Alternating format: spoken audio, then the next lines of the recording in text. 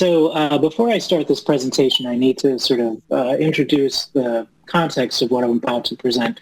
Some of you may know already that the National Air and Space Museum is undertaking a complete overhaul to the physical building that we occupy on the National Mall, and also in the process reimagining all of the exhibitions inside.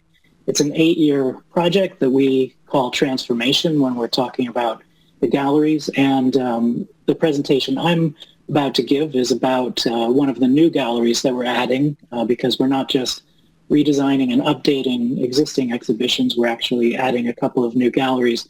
And so this new gallery called Future of Spaceflight will be one of those new ones. And the purposes of this gallery are at least threefold. So first, we want to engage visitors in thinking about the future of spaceflight and its connection to how we imagine our relationships to space and to each other, and to understand how relationships are central to shaping the future, whether those are interpersonal, intergovernmental, civil, military, commercial, etc.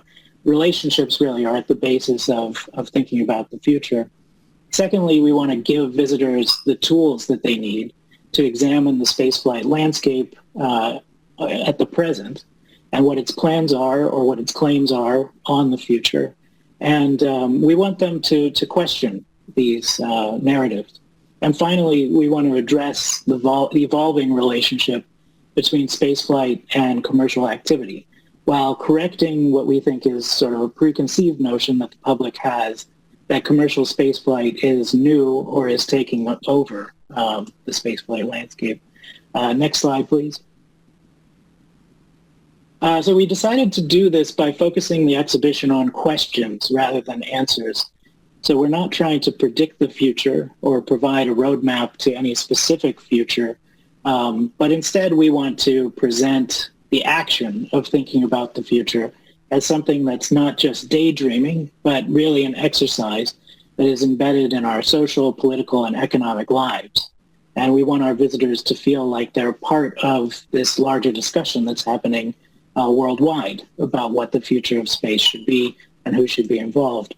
And we want them to feel like they, as an individual who doesn't work for a space company or doesn't work for NASA, that they're allowed to ask these questions to anyone who presents ideas about the future to them, and that they're allowed to have their own answers to those questions rather than having us dictate them to them.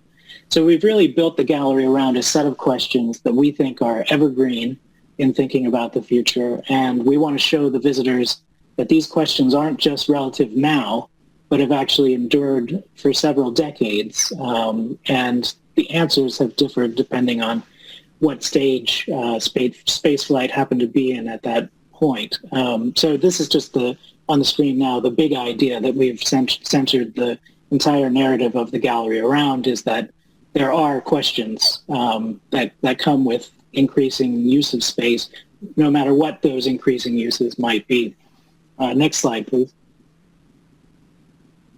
So every gallery is built around interpretive messages, and our messages are basically for us, for this gallery, have been a way of breaking those questions down into types of questions.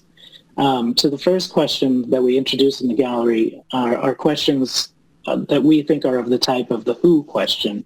Who are the people, the nations, the businesses, the agencies, the policymakers whose activities are shaping the spaceflight landscape today, and how does our visitor situate themselves and their views within that landscape? Secondly, we have the why questions. Why do we want to do more in space, and how are these motivations expressed?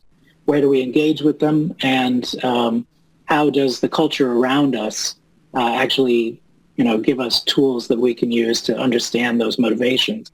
So television, film, games, other forms of popular culture. Third, we have the what questions, which are about what work is there to be done in space? What might that work look like? What are we doing now to prepare for these futures? And what would the human role be in that future? And finally, we have questions related to really dreams and fears. I think of this kind of as the how questions, which are how do we express these motivations? How have we thought about our connections to space? And, how do we come up with ways that perhaps are not quantitative to address these questions of how. All right, next slide, please. And I really wanted to show you an image of the gallery here, at least how we're imagining it, but unfortunately, the museum's not ready to share the renderings that we have so far. But I can just tell you that, the vision of this gallery is that we want it to be a space in which the visitors feel like they are asking the questions along with us and also along with others. So in addition to the artifacts and stories that they're going to find in this gallery, they're also going to find virtual people, mainly insiders from industry, NASA and other space agencies, policymakers, et cetera, as well as, other public thinkers who have addressed these questions. And they're going to be able to engage in a type of virtual discussion with those people. This gallery is also going to be the main in-gallery presentation space for the museum. And so they're also going to be able to hear presentations from people in the industry or people who are involved in spaceflight and hear what they think about the future and what's coming next and the role of commercial spaceflight in that future. And again, our goal is not for the visitor to leave the gallery thinking that they now have all the answers to the questions about what the future will look like, but rather we want them to feel like they have an understanding of a set of questions that are valuable ways of interrogating ideas about the future that they will receive in the news and in popular culture when they leave the gallery. Next slide, please.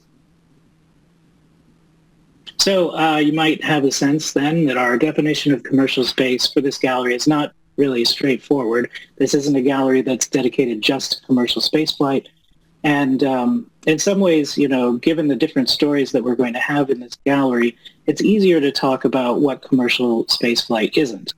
So it's not in and of itself the future, but it's part of multiple possible futures for spaceflight. It's not entirely new, as has been talked about a lot in this symposium, but relationships are changing, and these changes might, in some futures, give increased control to commercial entities. It's also not taking over spaceflight. And finally, it's not inevitable. We could remain a world in which spaceflight is primarily a publicly owned and government-structured enterprise in which commercial activity is really peripheral to state-sponsored goals. We don't know yet what the actual future is going to look like. And one thing that's not on the list is that America, we want to add another not, but it's not about spaceflight exactly. It's that America is not the center of the world. The future, including the future of commercialization and spaceflight, has to be a global story, not just an American one. And so thinking about this in a broader context than an American context is one of our sort of guiding principles in thinking about the future and commercial spaceflight's place in that future. But there's also some things that are not nots, the potentials that seem to exist with commercial spaceflight. So successes in commercial spaceflight, for example, are changing public and maybe even governmental expectations of what's possible for commercial and also possible for space itself. Could we do more in space? Commercial competition seems to be potentially making spaceflight more routine and more affordable. And it also seems to potentially be changing the spaceflight ecosystem and landscape, which has been mentioned a few times during this symposium. Next slide, please. So in defining commercial space, like a few other presenters here, we've kind of taken the route of considering it more a continuum of activities rather than a discrete category of activities. And I've really been heartened to hear during the other presentations that we're not alone in that basically our thinking is aligned with what others who are thinking about this topic have been led to.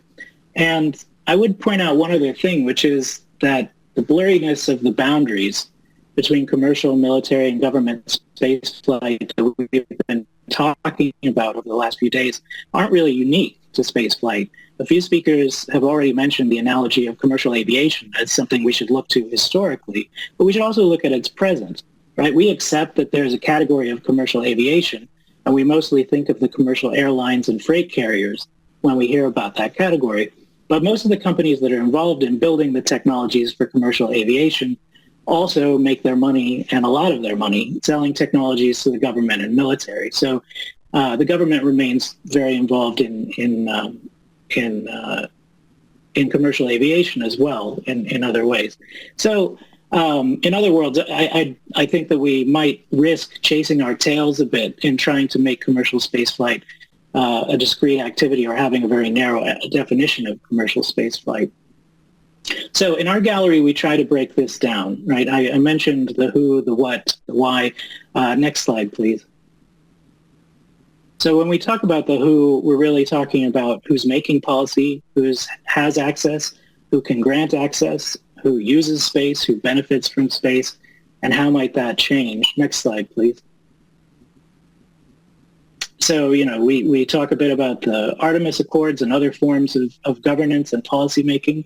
We talk about launch services. We talk about spaceports, other forms of space communities as well, like the Pacific International Space Center for Exploration Systems in Hawaii that support local aerospace technology initiatives, and the basis of which is growing the Hawaiian economy in the space sector, workforce development, applied research, et cetera. Juxtaposed a little bit to other models like the spaceport model, the sort of state-funded, state-supported spaceports like the spaceport in New Mexico, Spaceport America, and its relationship to the Spaceport Development Act and state support there, where the idea is bringing companies into New Mexico as opposed to growing New Mexico's local space economy, although I'm sure there's overlap there too. And finally, we talk about space tourism and tourist companies. And I wanted to pause just really briefly. I know I don't have a ton of time in this talk, but I wanted to talk a little bit about how we frame these narratives, and I wanted to use SpaceX as the example because it's an example that by this third day of the conference we're pretty familiar with. And I think it's a neat story in terms of talking about how we view these narratives right now in this moment in the history of spaceflight, since it is such a current story. So there's been an impulse here in this symposium to push the history of commercialization as far back as possible, and I sympathize with that completely and don't disagree with that approach. But one of the aspects of the story that probably needs to be repeated as often as possible is that companies have been involved in spaceflight since its earliest days, and that's not new. Commercial investment, profit, et cetera, that's all been there. But what we're looking at now is different at least in degree, right? Maybe not kind or maybe a little bit kind. And the difference we want to identify can be slippery. So, for example, when does a contractor become a partner, as NASA has described SpaceX? And what does this really signify when NASA calls a contractor a partner? Is the relationship not simply transactional? What new expectations are we placing on that relationship? But let me step back from that question and just for the moment think about SpaceX's apparent success and why we're talking about SpaceX. So I appreciate very much Scott Pace's approach earlier today to thinking about waves of commercialization efforts that followed Apollo, and John Logston's observation also that while Reagan's expectations for commercial space policy were based on libertarian-influenced ideology, but we should also see these policies as not just being false starts, but as laying the groundwork for the spaceflight market that exists today. And a few speakers have pointed out that SpaceX has succeeded not by reinventing the wheel or the rocket, but by making small changes to existing designs, or that it has lifted itself high by standing on top of the wreckage of the companies that failed before it. And there is truth to those narratives. But I think it's a mistake to say that nothing that's happened now is new or novel. To leave the story there is to miss what is new about SpaceX, and it's not just that it's a startup company that successfully competed with long-standing launch service providers like ULA. What SpaceX has built is not necessarily new technology, but a new integrated technological system that prioritizes recovery, reuse, and potential commercial activity. So the Merlin engine is not a radically redesigned engine, but it's been built to be reusable. The grid fin is not a radically is not radically different from other grid fins that have been attached to past missiles, for example, but employing them for controlled landing is novel. And drone technology obviously is very commonplace today, but SpaceX, as far as I know, is the first to use a drone ship as part of its recovery process. So none of those things is new in and of itself, but designing a system that works and that can provide competitively priced launch services is significant. And I think that's the type of story that people are interested in. So I'm going to blow through the rest of my slides since I've taken up a lot of time already. Next slide, please. We have the what questions. What can we do with more humans and robots in space? What are we doing now to prepare for these futures? Next slide. And there, we talk about habitat analog experiments, experimenting with building technologies, whether that's ISRU, inflatables, 3D printing. We talk about robots, how they can be used as tools, but how we also are thinking of future times in which they could be companions and crew members doing work alongside humans. And finally, we talk about the fact that many of the robots might not be actually procured by NASA, but robots that are providing services just as launch services are being used now. Astrobotic, the Peregrine lander, which is there in the center of the slide, would be delivering cargo to the moon, but would not be necessarily a procured spacecraft. Next slide, please. And then finally, motivations. Why do we want to do these things? Next slide. We actually look at a lot of different motivations. We look at leisure and tourism. We look at human expansion. We look at science and exploration, inspiration, etc. Next slide. I just wanted to give you a sense really quickly of how we might explore one of those themes or one of those motivations, space, leisure, and tourism. So, for example, here we look at as far back as 1901, the first amusement park ride that tried to simulate the experience of spaceflight even before spaceflight was a reality. Second, the role that tourism played in how Americans consumed and how NASA promoted human spaceflight in the early years of the space age. Then science fiction-based space tourism of the 1980s at Disneyland, the sort of large franchise experience of space. And then finally, an example that shows just how ubiquitous tourism and the language of tourism has become to talking about the future of space, and that NASA promotes its exoplanet science program through its Exoplanet Travel Bureau, which imagines pretty much impossible space tourism to exoplanets, or at least impossible today. Next slide, please. Dreams and fears, I want to skip over this one because it's mainly our art collection, which we're diving into and selecting pieces that demonstrate how artists have thought about these relationships between people, governments, between us and the solar system, etc. Next slide, please. Finally, I just wanted to end with a concrete example of some of the technologies we could show and how they would relate to these who, what, and why categories. So we'll start with the what. The what is sending non-human payloads to the moon. And the who that emerges is NASA in 2018, who establishes its commercial lunar payload service program to purchase payload services, right? The next who is Astrobotic, who is selected to fly lunar cargo to the moon as part of the CLIPS program, and who, by the way, has been receiving NASA funding since 2008 for research and development. They have received concept study awards, small business innovation research funding, innovative advanced concepts funding, contracts, etc., not towards necessarily just the development of the Peregrine lander, but towards R&D within the company. Next slide. So they have already developed a module on their website where you can try to send something on the Astrobotic lander, imagining that there are other clients other than NASA, and you can see what it would cost for the Air and Space Museum, for example, to send an art, social, or educational experiment to the lunar surface. $1.2 million.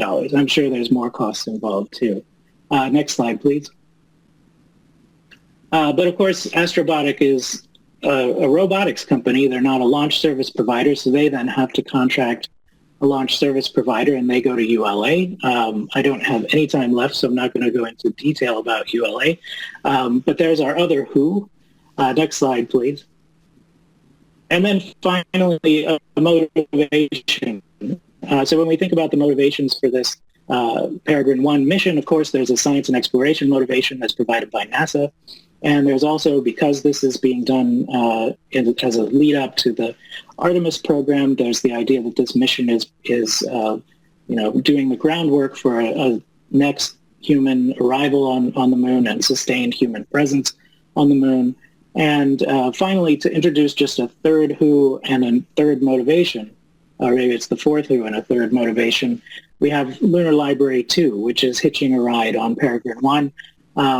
And was produced by the Arc Mission Foundation and is a sort of large library of human knowledge and human culture to be placed on the surface of the moon, which is very reminiscent of, say, the Voyager golden record of the Voyager missions, right? And that sort of desire to connect our humanity and our culture to what we're doing in space, whether it's with robots or humans. So final slide is just my thank you slide. So thank you very much. Sorry for going over time.